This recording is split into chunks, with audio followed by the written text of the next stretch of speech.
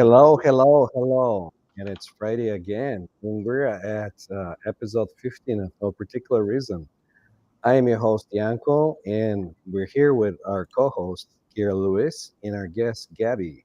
And we're Hey. excited to bring Gabby today to have some wonderful conversation. So, Gabby, it's the owner of the Living Life Lighter, and also a dedicated certified emotional called Practitioner, which she'll talk about in a little bit in Intuitive Healer. Her full time business focuses on creating a nourishing and spiritual enriching space for others. With a passion of helping individuals achieve emotional, spiritual, and physical balance, Gabby uses her energy healing techniques to facilitate a powerful personal transformation. So, her ultimate goal is to empower others to reconnect with themselves on a deeper level and learn how to effortlessly improve their self care. So, Gabby, for no particular reason, you're here on the show. What are you inspired to talk about today? How we should start? Yeah. Let's see. Well, I always like to kick it back to the basics and talk about emotional baggage, which we are all very Hmm. familiar with. So we can definitely start there. But I always like to go back to what is emotional baggage? How do we create it? How is it stored? And all that kind of tidbit of information. And some of this may be new, some of this may be something that you're already familiar with, but essentially, on a basic level, whenever we're confronted with emotions, let's say frustration, taken for granted, abandonment, whatever the emotion is, we have two choices. The first is either to acknowledge the emotion, feel it out, let it ride the storm out. The second option is to bottle it up inside, repress it, save it for later, whatever that looks like, right? And more than likely, most of us were grown up in a mentality of, suck it up, buttercup, suppress your emotions, stop crying, this is not the right time to be feeling emotional. And so it is a program that we are so used to as a society, to basically bottle up those emotions and harbor them later. So, what's actually happening on a very energetic and basic level is essentially what those emotions are doing is, let's say it's frustration.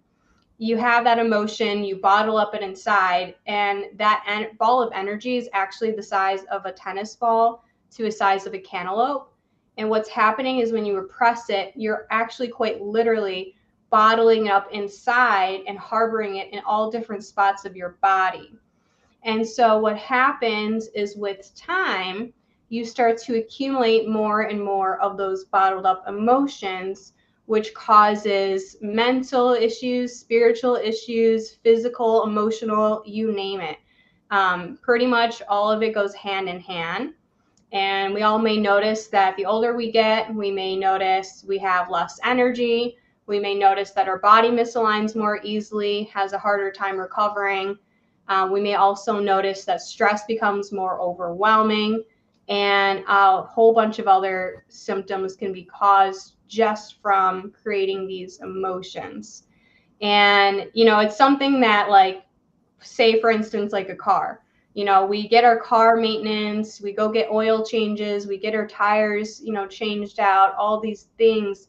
As a society, we're taught, okay, you get a car, you maintenance it. However, not on a society norm are we taught to energetically cleanse ourselves. It's just not a thing. And so, what this work does as my certified emotion code practitioner, my job is essentially to locate that harbored emotion, find it, locate it, release it out of the body, and have the body become more in a neutral state so that we can see things, see life in a more neutral perspective rather than this over drawn out situation or thinking back from the past. So many benefits. I love that so much. And, something that the reason why I love Yanko and align so deeply with Yanko is that he recognizes he adds value to people and helps them, unblock, belief systems and patterns of behavior. But also, he recognizes that the people still have to do the work afterwards, right? And Right. so the work you do with clientele, I imagine, not only helps them kind of release that emotional block, but it also encourages them to then what, start feeling their feelings in the moment, right? Which Right. is a practice and isn't easy to tap into in the beginning, especially in the society that we're brought up in, where you are supposed to suck it up. And yet, if you don't, then you're constantly creating those blocks within your body, which will manifest in physical and mental health issues and energetic, right? Even if Hmm. somebody watching isn't spiritual, the reality is we are all energy. And as you're trapping that energy, it is impacting the way you vibrate in this world. And that is impeding on your ability to connect with the people that you want to connect with in life, right? Yeah, 100%. And the way, and just what you said too, like it's important that there is lifestyle updates to the process of this type of work. And just the same as Yanko, what I like to explain it as is like, yes, you're going to be a little bit more like, emotions are come with you. You're going to start to learn how to like deal with them head on. But I always like to describe it as like some emotions may be more overwhelming than others. It could be frustration, it could be taken for granted, whatever that emotion is. But what this work does is essentially it reduces the intensity. So let's say you deal with frustration and it's a level 10.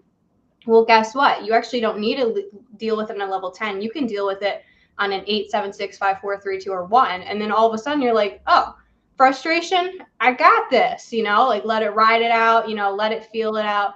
And that's something that really changes people's lives. And there's so much to it too. Like I'm sure Yanko sees this all the time. Like it could be past life related, it could be inherited, like from your genetic system.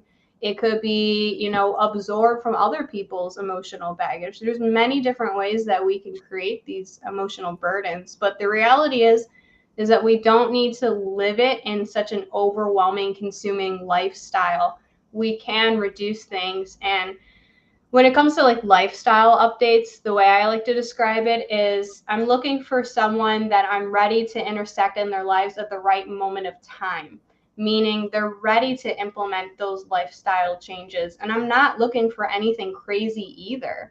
Like if you're just doing one simple thing, maybe adding yoga to your practice, maybe listening to an audiobook of self-help, like whatever it is, like if you just slowly start to dig yourself out, you realize how much work that can cause. Yeah. And I mean, the concept is right. Like if you get 1% better each day, at the end of a full year, you're 365% better at the end of the year. So that's way more than just sitting and doing the same patterns over and over and over again.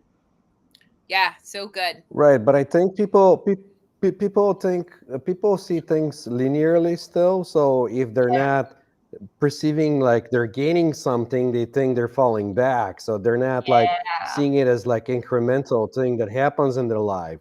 So that's something that I have to bring up to some of the clients that I work with, because like uh, Yeah. you you're gonna have like ups and downs, but it doesn't mean, oh, you did the work and then you fell down and now you have to go back up again and stress out about the whole thing.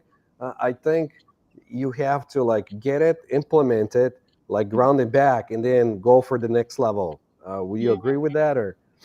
1,000,000%. We're so on the same page on that too. It's a cleanse and repeat process. And I always like to say, like, you're right. Like, a lot of people think that growth is like straight up. People look at me, right? They're like, oh, you got it all figured out. You're happy. You're joyful. Guess what? It wasn't all sunshine and rainbows the way I got here, Like, a lot of it is not a straight path up. A lot of it is peaks and valleys. But the difference is that as you progress and as we all evolve, we can all look back at our lives and say, I'm not the same person I was 5, 10 years ago. You can see that your peaks are way higher than where you were before, and your valleys are never as low as where you started.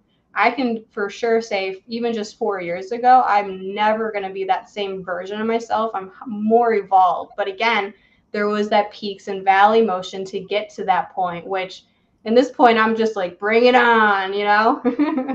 Well, you highlight two things. One, I love the fact, look, I've been doing this work since I was 14. I'm 44 years old now, right? Mhm. That's 30 years.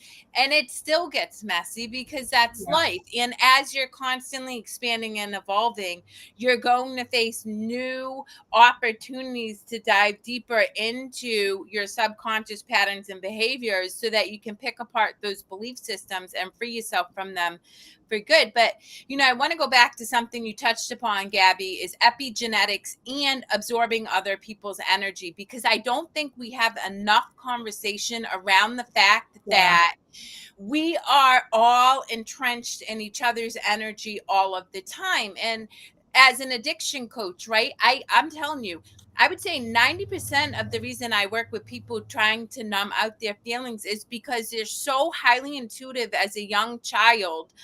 They're feeling all of this energy. There's no language around it. So then they think it's all of theirs. They don't know how to sit in that energy. And then they need to find a way to escape. Right. Yeah. Secondly, epigenetics. We see it even in World War II survivors from the Holocaust. Right. They weren't as emotionally impacted, the people who went through the Holocaust, as their children, because that trauma was stored and trapped, and then it was shared within the the linear lines of that family. And so Mhm. I love that you brought that up, and I'm curious, Yanko and Gabby, how do you guys help your clients and yourselves, right? Because we're all in this cesspool of energy, Yes. um, to delineate between your energy and other people's energy, and how to care for your energy when you are in energy that may make you feel some type of way. Oh, yeah, It is. Yeah. absolutely. I mean, it goes back to like, well, if you're talking about for me personally, like how I'm finding ancestrals baggage and stuff like that, it's like a 3-step process in the type of work that I do. The first step is that I connect to that person's energy field. So as an intuitive, I can read people's energy. I can see what's going on in their field of energy, see what's being harbored there. My second step here is muscle testing. Many different forms of muscle testing. All of it's intuitive at this point. Some days when I'm feeling a little lazy, I use my ring to ring method, but there's many different ways to muscle testing. And then my third and final step is my intention. So I use love, light, gratitude. Essentially, it's kind of like if you think of vibration or energies as vibration on a scale, you have like, anger, frustration, taken for granted, abandonment. Those are all lower vibrational energies. And then you got love, gratitude, authenticity. These are more higher up on that scale. And so what it is essentially taking out two different opposites, throwing in that intention, and it kicks out that old emotional baggage. But once it leaves, it never comes back. And it's a lot of like practice. It's a lot of training. It's something that we can all do. I think muscle testing is a basic concept that we all should be able to do and learn how to do. Read. But essentially, just by Yeah. muscle testing, I like to say I'm like the communicator, or I'm like the messenger woman. So I'm just bridging a conversation between the subconscious mind and the conscious mind of the client, so that they can start to understand what their body is holding on to that they may not have ever known, especially when it comes to inherited stuff. Like, how are you supposed to know that you're holding on to, let's say abandonment that comes from your grandpa side of the family? Like, that's just, again, not society taught, and it's not well known either. And it really can explain so many different things for so many different people. Yep. And it's just like learning how to like release that, but then also learning how to emotionally regulate yourself moving forward. But again, it's like that intensity level. Like, once you start letting go of it one by one by one, it's actually, some people are like, you know what, I'll keep my emotional baggage. It's a barrier, it shields me. And I'm like, great, you keep it. But just know, the more that you accumulate, the more it is a magnet for like energy. And Whoop. so it Yep. just keeps bringing it forward and forward. So if you want to keep it, fine, but you just don't be surprised that Yep. the past keeps repeating itself over and over and over again. you can bring it back and reduce the intensity and have a lot less of those experiences. Or at least if you do have those experiences, you have a lot more clear minds of being able to process those challenges. Yeah. What about, so I want to touch upon what you say, Gabby, but I do want to give you the opportunity to share anything, any thoughts you have on my Yeah. question, Yanko.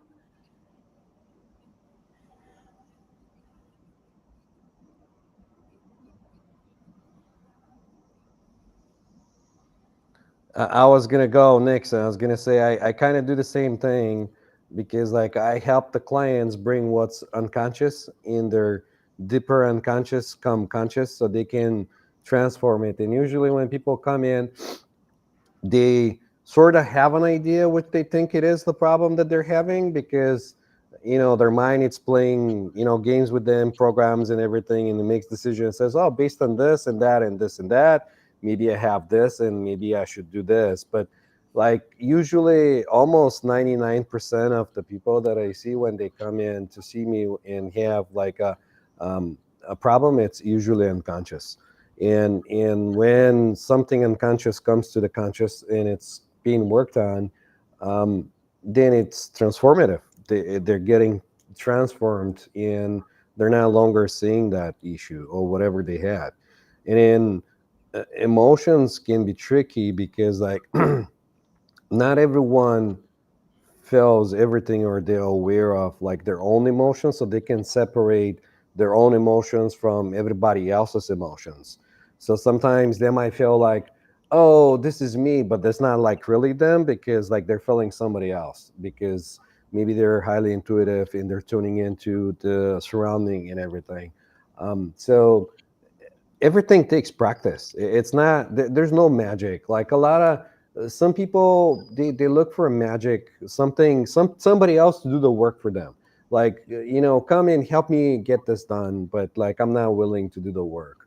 And it's kind of like interesting phenomenon. So you know when they're ready, and they're ready because they come in and they say, all right, I want to be over with this. Like let's get it over. Like how can you, like what can you do, like can you show me something or teach me something, or like let's get this over with. Does that answer your question? Like Yeah, I love that. Oh, and I agree, and very much aligned with much of what both of you guys are saying. And of course, working with people who generally operate from those really lower level vibrating energies, I can say wholeheartedly that people do believe that if they hold on to that emotional baggage, it protects them. But we all know, right? It keeps people in suffering.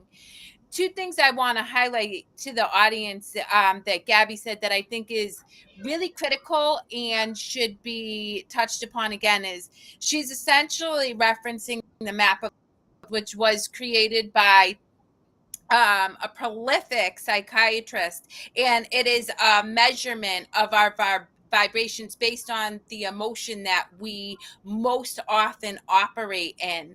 And the muscle testing, which is used by all different types of practitioners, whether it is, herbalists to certain natural medical doctors to people in the mental health field who are more aware of it, recognize that muscle testing is pretty much a fail proof way as long as you're coming from it altruistically, not having like an expected outcome, to know whether something serves you or not. And so that was actually how the map of consciousness was created, along with 20,000 different scientists. So I love that you highlighted that, because I use that a lot in my work with people to give them permission to break free of guilt and suffering and shame, right? Mm. Because people who struggle with addiction often carry this deep seated shame and guilt and feel that they are deserving of carrying those feelings because of behaviors or experiences that they have been through in their past. And I use that as a reference point to say, yeah, you get to hold on to that for sure, but you're also going to attract more of those experiences. So you might as well trust me and let's just break free from this crap. So that way, not only are you done suffering from an experience that you haven't even been through in years, but also you get to start to experience more joy and peace, Mhm. which is, I think, all three of ours ultimate goal when it comes to the work we do with people. Mhm. Absolutely. Yeah, I agree 100%. I think everyone feels they attract their people, they attract the client that's, resonating with them or not. And I think everything it's pretty much like we're not inventing the hot water again. I mean, it's been there for centuries. Everything it's like keep repeating itself.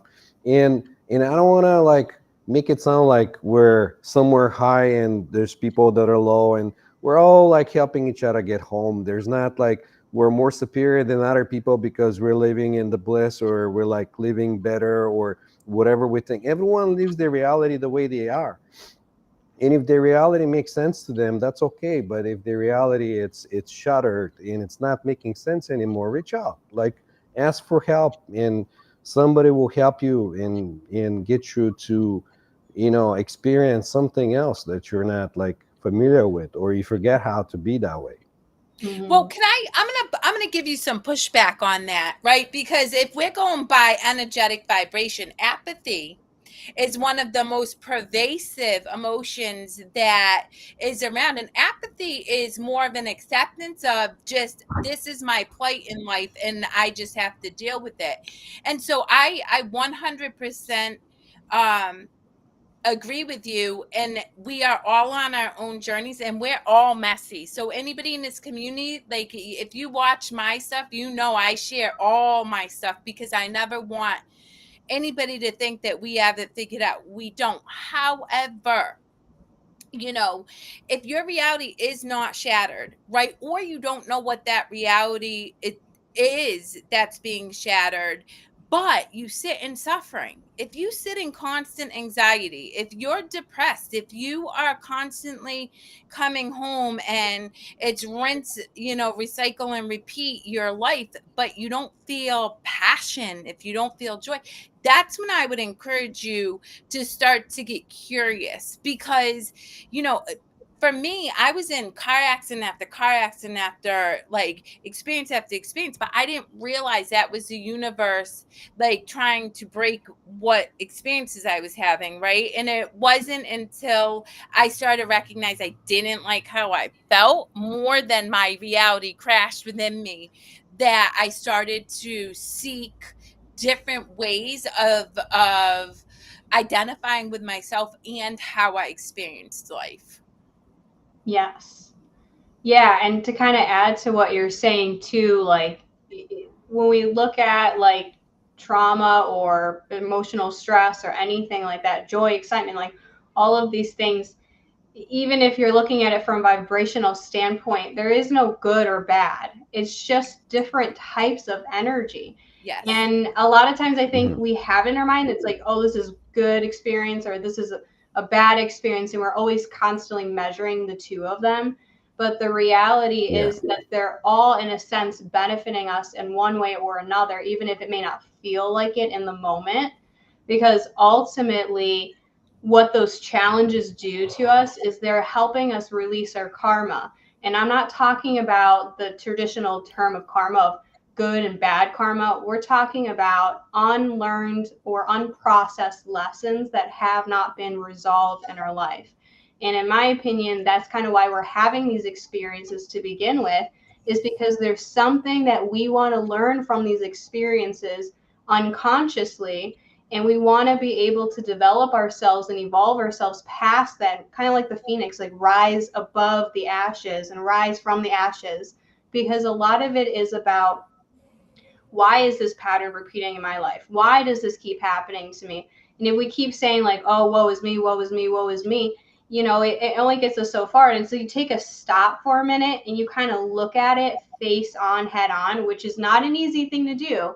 But when you start to get to a point where you're like, you know what, I need to get off this roller coaster, and you look at it straight in the face, why does this keep happening to me? What am I supposed to learn from this? And it's like the concept of, like, if you want to think of it this way too, and this has helped me a lot, is thinking of things as, what do I prefer versus what do I not prefer? So when things go, arise, or things don't go our way, we can always look at it and say, okay, what is it that I don't prefer from this? Because this is valuable information for me to absorb and learn for myself, so that I know moving forward, I can take away what it is I don't prefer, and contribute that to ideally what it is that I do prefer. Because most of us don't have, a silver compass that points us in every direction at all of the single time, especially when we're going through all these stress and burdens. But if we at least take it as, you don't know exactly where I'm going, but I do know that I know this is what I prefer and this is what I don't prefer. That becomes your kind of moral compass throughout your life. And eventually it brings you to things that you weren't even expecting, couldn't even imagine. And just like world of opportunities and creative imagination starts to like open up from just that thought kind of process. Yeah. Yeah, I so love that you essentially said what I said in different words, which is Mm-hmm. come from a place of curiosity, not judgment. Mm-hmm. Because when we judge an experience as good or bad, we limit our ability to learn the lesson or take away key insights that could help us in the future, where we might benefit from that, because we've now made like a statement or declaration around that experience, whether it serves us or not. So that's really so very powerful, and I love how you articulated that, Gabby. Yeah, I think it's something that we can all Yeah, like slowly start to uncover. But I also don't want to diminish other people's experience too, because sometimes it really is fucking challenging, you know?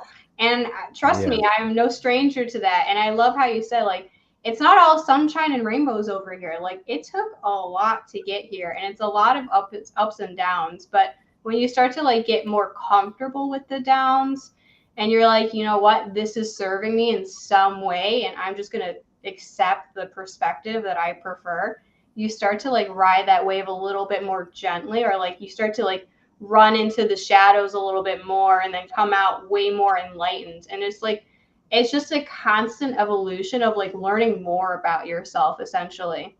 Yeah. What were you gonna say, Yanko? I was gonna say that I'm in the same I'm in the same space as you guys, and I love that because like even when I'm going through like a different types of authors and books, that they're all talking about the same thing, but they're just using a different language or different examples to explain the same idea to people.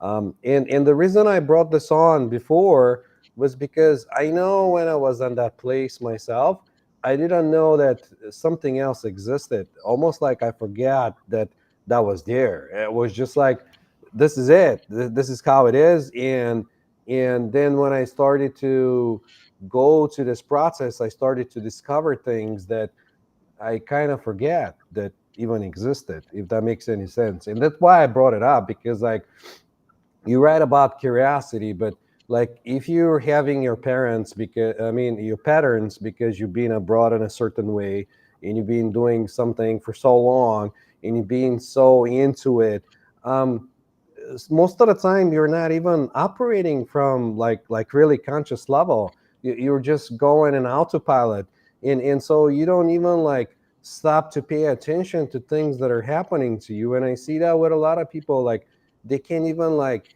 have a conversation. Like when I'm out and about and I stop to talk to somebody, they started one thing, then the mind jumps because they have this untrained monkey mind that keeps jumping, and they start talking about one thing and then something else comes out, and then they talk about that and then something else comes out, and it's almost like you're going out to buy bread, but you come back with a Ferrari because you forgot your idea that you were going to buy bread, and then you come back with something else because your mind told you to, if that makes any sense.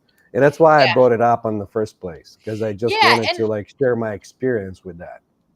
I agree with you. I really do, but I think that like again, even for me, right? I mean, I was in how many car accidents and didn't recognize that that was an opportunity for me to shake up my experience, right? Like that, ugh. But I did know, right? Because everybody knows on some level whether they're suffering or not. And that's why I tell people, like, if you feel the ick, if you just feel like you're going home and it's just ick, or not even ick, but it, there's not that lust, that zest, that joy that you see other people have, because let's face it, all three of us operate at higher energy. So what does that mean? We attract people to us, right? Whether or not they are conscious of it or not, they tend to gravitate toward what we're doing, and it's because we're joyful. And so if anybody in this audience is like, oh, I just want a little bit more of how Yanko shows up, chill, cool as a cucumber, going with the flow, or as Gabby shows up wearing a tree, which I had to highlight to the community because I think that is so fun. Or me, then that's when you're like, oh, I'm just, let me ask some questions, let me see why they're so happy.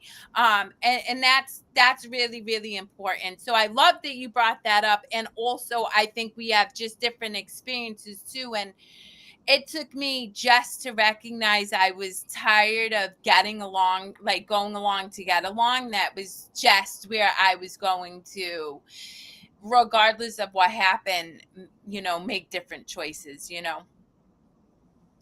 So with that, because I alluded to it, Gabby, do show the audience, if you wouldn't mind, your Yeah. beautiful piece of neckwear, which is, it Yeah. reminds me of a sunflower. It kind of does, doesn't it? Yeah. Well, his name is Frederick. He definitely has his own personality, but this is 100-year-old lilac tree. He's actually a tree portal, and some people like to hug trees. I like to wear them or be inside them. So just a different take on it. But yeah, he keeps me grounded. Not only that, but also like joyful, playful stuff like that. Because we can get really stuck in our day-to-day lives of like things that we got to do, tasks that we got to do. So this reminds me to like reel it back in and get my creative side out. I do a lot of photography with him as well, and I'll go out different places and take like scenic shots through the tree portal and like kind of a viewpoint from a different angle. So a lot of fun stuff. That leads me to a totally different question, but it ties in nicely to the work that you do with people, right? So you just shared that you're very creative and you tap into photography. I do the same. And also, like I shared with you guys before we went live, lately I've been on this kick of just cutting up my old shirts and recreating them and purposing them in a way that feels just fun for me. Yanko, what do you do as a creative outlet outside of playing with your son? Because I know when you have a little person around you, that's a naturally fun. But is there creative outlets that kind of fire you up and re-energize you when maybe you need to shake things up and remember that life's not, got to be so serious? Yes, yes, yes. So I just appear to be serious, like just the face, and sometimes some people say that I'm just blank, like there's no nothing. But I guess when I'm like quiet inside, I'm not showing, like I'm not going like whoa or whatever. But I do like to take videos and photos from nature, and inspires me and put them together. And I've been experimenting with video editing lately. Also connecting things together and like adding different nature sounds to it. I'm having something that I'm almost ready to publish, but that takes a lot of time. And then I'm not in a rush because like maybe I've shared this with you before, or maybe I didn't. But when I was growing up, I graduated from music school, and my instrument in the music school was bagpipe, like the bagpipes, but I didn't Bulgarian know bagpipe. that. Cool. Yeah. So And going through music and all that, it can be forced. A lot of the times, we'll have guests in the house, and my dad will like say, "Bring up the pipe and play something for us," and it feels forced. If you're not inspired, if there's no like the spark, it just feels mechanical. It doesn't feel like there is anything in it. So when I do that, I take my time. Like when I feel like I need to do it, then I do it, and it brings me joy, and then I stop. And I'm not rushing to get from point A to point B because I'm enjoying the experience, if that makes any sense. And maybe drawing, it's driving me like I picked up like ink drawing, and I'm doing like lettering and things like that. I'm like playing with different styles, different things. I don't know why. Maybe it's something that comes back from like previous times or something. But I have a feeling like, when you look in like old text and how they have like the lines art where they do like cathedrals and other things with lines, that's kind of like that picks up my attention now. Like I don't know if I'm gonna like do that as a something future thing, or if just gonna be like one of the many things that I do when I'm inspired to do them, if that makes Mm. any sense. And you cook. Oh, I know you like to And cook. I cook. Yes. You cook. Yes. Yeah. So, I Yes. mean, going back to the topic, especially highlighting what it is you do. I mean, I think all three of us are energy healers are in our own right. We just have different language around how we show up and serve people. Gabby, how would you tie in the importance of creativity and imagination to our energetic health and emotional wellness? Because I did hear you mention both of those words mhm. in talking about working with your clients. And so I wonder if you can touch more upon how you view the importance of that and what role it plays in the wellness, overall wellness of people. Yeah, like that's great question. Honestly, like a lot of us think of creativity, imagination as something for kids or something that I did as a kid. And it's quite honestly so important and vital for us to have that as adults. But again, society, conditioning, belief systems teach us otherwise. And it's in one of my so I do a couple other things. I do guided meditations as Yeah. well, and I also do speaker roles as well. And something I love talking about is, and the title is usually "Practice Your Imagination."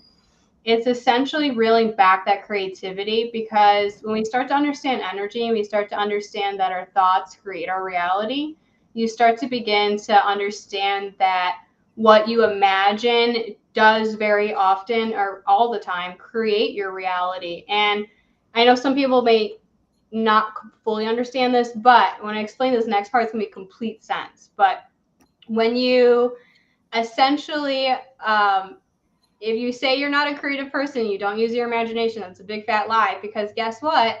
When we imagine, when we are having worst case scenario play out, or our biggest fears, or anything of that kind of vibration, right? What do? We literally imagine the worst case scenario, a very detailed picture of, like, you can even say the cicadas for now. Like, if you're afraid of the cicadas, you go outside, you're afraid of it landing on your head, guess what? It's probably going to land on your head. And you could probably imagine it happening before it actually happens, more than likely.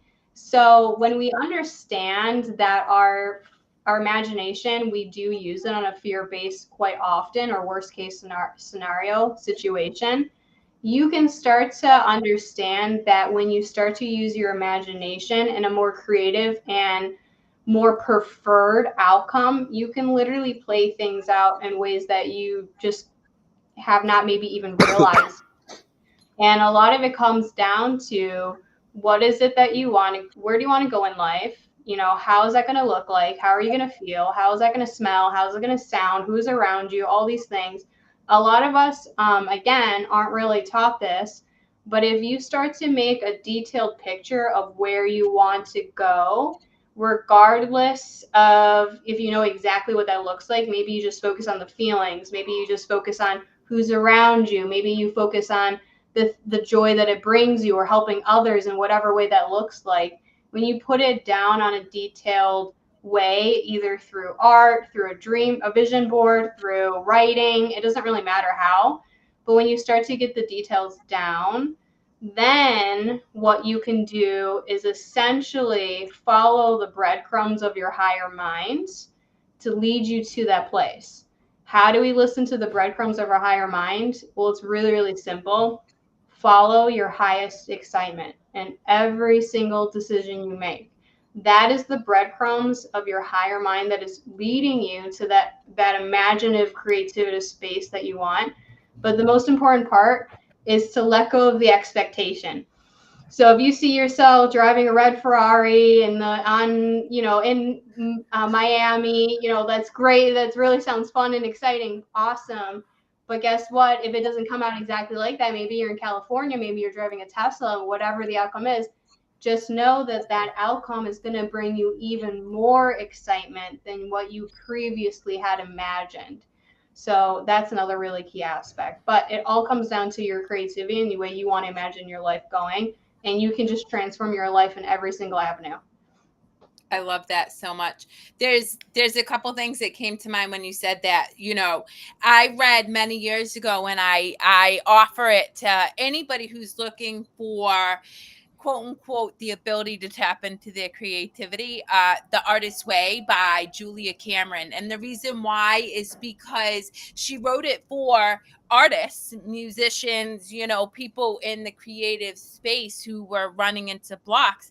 But it really is a 12-week process of tapping into your creativity. It's a self-help book that is packaged up as tapping into your creativity. And the second thing you said that I absolutely love, and I really want our community to hear this, is that you have to get clear on what it is you want. Yeah, and you don't even have to completely know. But if you're always focused on the things you don't want, you're creating more of the things you don't want. But if you stop to say, okay, I'm looking for this, right? And you get clear, there's a part of our brain, it's called the reticular activating system, that is going to get you to that thing. It can't not. But you have to start to get clarity around what it is you are looking for rather than focusing on the things you dislike. And I just had this conversation with a woman who kept telling me she's in her 40s, that she can't find the perfect partner. And I said, you absolutely can. The problem is you're focused on all the things you don't want in a partner rather than focusing on all the things you do want. And for anybody out there who doesn't know, I met my person at a gas station 40 minutes away from where I live, not even really having supposed to have met him because of the circumstances. And yet, because I had written down and clearly articulated these specific qualities and attributes I wanted in a life partner, fast forward a year later, I'm sitting reading a book and out pops Nana, and he and I have been riding ever since. And it continues to unfold into a beautiful expression of love. So I love everything that you said, and I really love getting clarity around it. I am big on visualization, whether it's visuals to remind you to remember when you're in a heightened emotional state, to pull yourself back into the now and then reset, or visuals that are going to help guide you to the experiences that you feel most called to have while having this experience as a human. So such good information, Gabby. I love it all. Yes. What I about want you, to Jan? add one thing to it. I want to add the following. Like, if you don't know if you really want something, you can go in and imagine it happen, and then imagine the next step after that, and then imagine the next step after that. And you might surprise yourself and find out that you really didn't want that. You wanted something else. You wanted maybe a feeling of something, like that example was with the car. Maybe you didn't want the car. Maybe you wanted the experience of, like, people, looking you driving a car or something else. So if you go with it and you're not really sure what you want, just go with it. Imagine it, see it, play it through, see how people are reacting around you, how people are seeing you. If that doesn't bring you joy, or if that's not something you want, then you can change it, and then that'll help you get the idea, like, and separate it from like maybe that's not what he wanted. And the reason I'm bringing this, it's because like I've done this myself many times when I'm like into getting something, like I want it like now or whatever, then I have to play it and say, okay, let's see how this plays out. Do I really need that? Like, what will happen if I have it? Then what will happen then? And then what will happen after that? And then I'll say, maybe I didn't really need that. Like, maybe I needed something else, or it gives me a better clarity on things, Yeah. if that makes any sense. That's so well put. I love that so much. One other thing I want to highlight that I think is important, because I'll never forget when I first heard our thoughts create our reality. I'm like, holy crap, I'm screwed. Right? Because you're just like, oh, dang. Same. But the reality is, guys, we have time after a thought to choose a different thought. And the work that Gabby's doing, right, is she works with the emotional responses that people have to their thoughts. That's really the case, right? And so if you start to become aware of your thoughts and they don't feel good, instead of being afraid that, oh my God, this is going to create my reality, which that's where I was for a long time. I'm like, oh my God, I'm screwed. I realized, no, I just get to choose another thought. And, the thoughts then culminate in that emotional response, in that joy, in that passion, in that inspired behavior, or in that sadness, in that depression, in that whatever. And so until you have that emotional response, you're good to be like, and I can't tell you how many times a day I have a thought and I laugh at myself and I'm like, well, that's just ridiculous. But because, our brains are going to think what they think. We've been conditioned since we were in utero, and even beforehand, if you believe in past lives. If you don't, just know, no matter what, you've been conditioned in utero. And with that knowledge, just knowing, you are going to have absurd thoughts. You just are. You're going to have thoughts that have been conditioned and embedded and ingrained in you.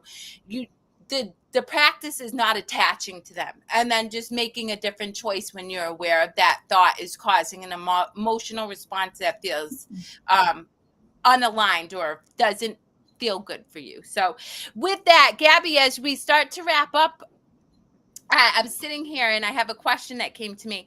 What is one thing you know now that you didn't even know a year ago that you would want to share with our community that has helped you experience more joy and just peace in your life?